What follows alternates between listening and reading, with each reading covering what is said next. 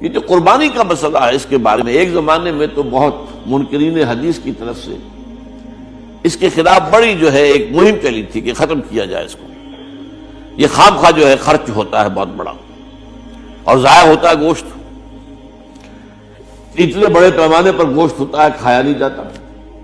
اچھا، ایک زمانے میں فریج بھی نہیں تھے، یہ بھی نہیں کہ آپ محفوظ کر دیں، گوشت ضائع بھی ہو سکتا تھا. اور بھی چیزیں جو ہے وہ گوشت کی وہ صحیح طور سے استعمال نہیں ہوتی تھی. تو اس کے اوپر بڑا پروپیگنڈا منکرین حدیث کا رہا کہ یہ جو ہے قربانی صرف حج کے موقع پر ہے.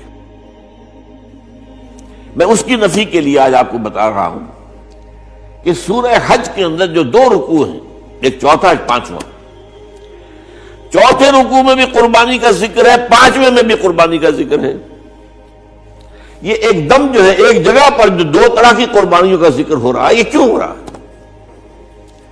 چوتھے رکوع میں وہ مناسک حج کے ساتھ اس کا ذکر ہے. وہاں جو فرمایا گیا لِيَشْهَدُوا مَنَافِعَ لَهُمْ وَيَذْكُرُوا اسْمَ اللَّهِ عَلَىٰ مَا رَزَقَهُم مِّن بَهِيمَةِ الْأَنْعَامِ فِي أَيَّامٍ مَّعْلُومَاتٍ عَلَىٰ مَا رَزَقَهُم مِّن بَهِيمَةِ الْأَنْعَامِ فَكُلُوا مِنْهَا وَأَطْعِمُوا الْبَائِسَ الْفَقِيرَ. وہاں پہ قربانیاں دو، پھر اللہ کا نام لو ان جانوروں پر جو اللہ نے تمہیں عطا کیے ہیں، ان جو معین دنوں کے اندر دو، فی ایام معلومات، اور پھر اس میں سے خود بھی کھاؤ. اور جو ہے جو جیسے صدقہ کا گوشت ہوتا ہے وہ نہیں ہے، وہ قربانی کا گوشت ہے، اس میں سے آپ خود بھی کھائیں اور غرباء کو کھلائیں، غریبوں کو دیں، مساکین کو دیں.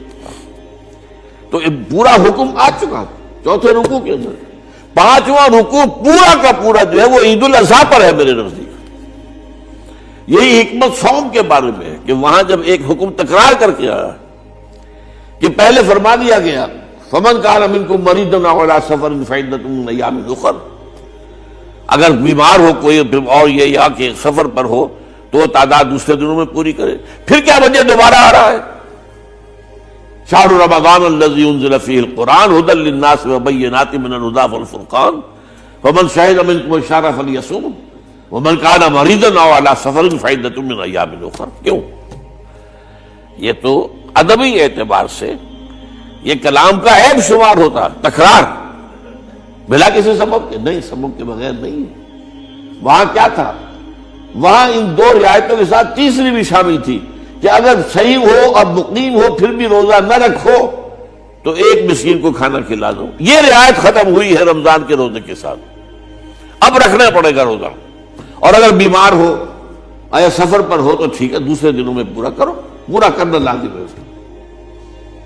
تو یہ چیز جو ہے یہ در حقیقت کسی وجہ سے ہوتی ہے. بالکل یہی بات ہے سورہ حج کے چوتھے رکوع کے اندر وہ جو قربانی ہے حج کے ساتھ اس کا ذکر آ چکا. اب سنیے یہ جو آ رہا ہے، فرمایا وَلِكُلِّ أُمَّةٍ جَعَلْنَا مَنْسَكًا،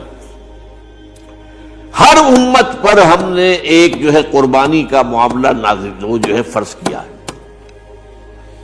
میں نے چونکہ آج شروع میں کہا تھا کہ صوم اور حج میں کچھ مشابہتیں ہیں.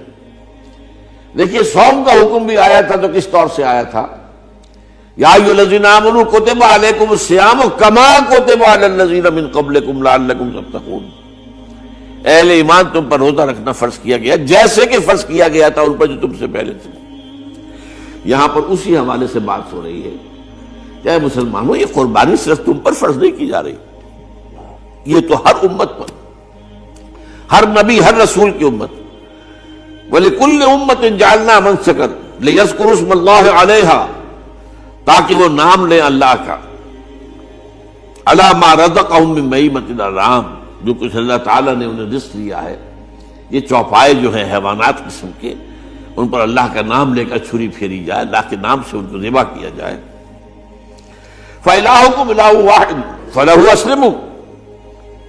تو یہ جان لو کہ اس قربانی کی اصل روح کیا ہے؟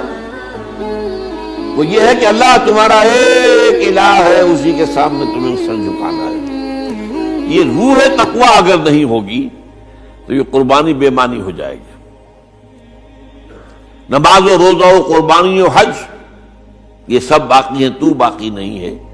جب اللہ تعالیٰ کے ساتھ تعلق نہیں ہے تو یہ ساری چیزیں ریچولز بن جائیں گی. خليد بالقرآن هو إمامنا على هداية الله آمتنا كلام ربنا هداية